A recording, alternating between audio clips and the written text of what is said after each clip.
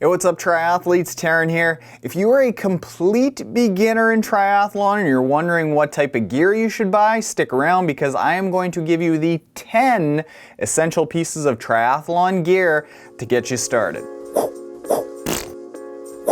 So I'm going to preface this entire list of gear by starting off and saying what we're looking to do is just get you started in triathlon. It's not to get you the tippy top of the best gear that you can possibly get. It's just to get you going, get you comfortable in the sport, and keep you injury free. I think that there are 3 pieces of essential swim gear that you need to get, and the goal of this swim gear is to get you in the pool and just get you comfortable with swimming. So for starters, you need a pair of goggles. Some of the most basic sets of goggles out there are actually some of the best. This means that you can get a pair of goggles for under 10 bucks called socket rockets that are really cheap but really effective. Essentially, a socket rocket is what's called a Swedish goggle, but it's got a little bit of rubber on the inside of the socket so it isn't digging into your eye quite so much. These cost anywhere between about $5 and $10. And you know what? After 7 years of doing triathlon and being given and reviewing many sets of goggles, these cheap socket rockets are still the goggles that I use day to day. The second essential piece of swim gear that you need is a pair of trunks. Not everyone is born comfortable in a Speedo. You'll get there.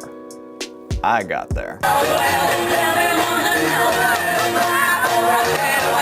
So most people typically start off using what's called jammers, basically long, tight shorts that keep you from dragging a lot in the pool. Rinse these out immediately after you get out of the water every single day in the showers, and they'll last for a few years. And the third essential piece of swim gear that I think everyone needs is a pull buoy. A pull buoy won't necessarily make you faster or a better swimmer, but what a pull buoy will do is it'll make your legs float up to the water and it'll make swimming easier. This is gonna give you incentive to swim a little bit longer, swim a little more regularly, because I kid you not, the first few months coming back into swimming, they aren't gonna be fun. My first day back in swimming, it took me an hour to swim 14 laps, and I coughed chlorine for 2 days. Now, getting onto the bike, I'm going to start this off by saying that I recommend you use whatever bike you have available to you. Maybe it's just something that's a mountain bike in your garage. Maybe it's a buddy's road bike, or maybe you can buy something for $200 or $300. Certainly don't go out and buy anything new because at this point, you're just getting comfortable in the sport. Once you get to the point that you know you're committed to doing triathlon, then we can talk about getting you into a proper bike. But until that point, stay stingy, my friends. The fourth essential piece of triathlon gear and the first piece of bike gear that you need is a helmet. I don't really need to explain this, do I? Just get a basic helmet. Don't worry about aerodynamics or venting or all the supersonic things that helmets are coming out with these days. Just get a helmet that fits right with 2 fingers of room over top of your eyes and snug enough so that even if the strap isn't clipped in, the helmet doesn't flop around on you. Next thing you'll need for getting going in the cycling aspect of triathlon is a pair of triathlon shorts and a cycling jersey. Triathlon shorts are just like regular bike shorts that you would get in a cycling store, but the pad on the inside next to your nether regions is a little bit smaller than on cycling shorts, so you can still use these shorts when you hop off the bike and you've got to run. They also typically have pockets in the back cozied up next to your bum so that you can store all the nutrition back there that you'll need during the triathlon. And I recommend getting a cycling jersey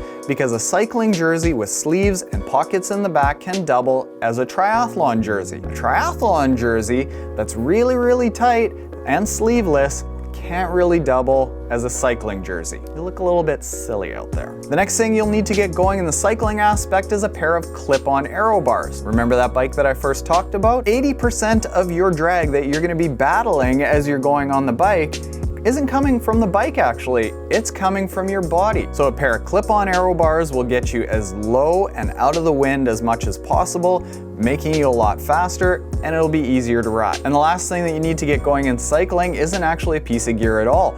Go to a local bike shop that specializes in bike fitting and get yourself a proper bike fit. Get everything sized up on the bike to be as aerodynamic as possible within your body's limitations. If your bike setup is not quite right, you're probably going to be causing yourself injury, and it's not going to be nearly as comfortable, potentially making you injured, and certainly making it less enjoyable. Now, to get you going in the running aspect of triathlon, the main goal here is to get you started comfortably without injury. That injury is a really big part, especially in running. So the first thing you need is obviously running shoes.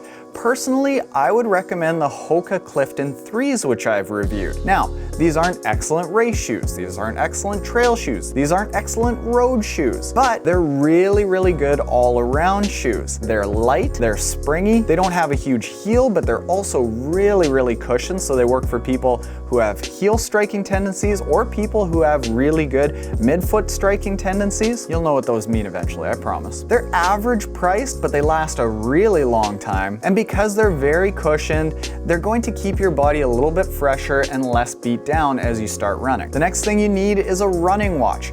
Personally, I use the Garmin 920 XT. This is the gold standard of triathlon watches. That said, it's hundreds of dollars. You don't really need to spend all that money. The purpose of a triathlon watch is really just to hold yourself back from going too far. Week to week, you should really only be increasing your training volume by about 10%, so going either 10% faster or 10% longer. Having that watch will hold you back from doing more damage than you should be doing and being able to recover from. And the 10th and final thing that you need to get started in triathlon is an injury prevention kit. As you start working out, you are going to have a lot of aches and pains. This is normal. It's gonna go away, I promise. But as you start developing those aches and pains, they aren't going to go away on their own. You typically have to work them out. You can't always be going to a massage every couple of days, so having things like foam rollers, rolling pins, rolling pins. I don't know what these are called. Rolling sticks? We'll go rolling sticks. And little balls of death to help you work out all of those muscle aches and pains, niggles they're called. If you can address those before they turn into injuries,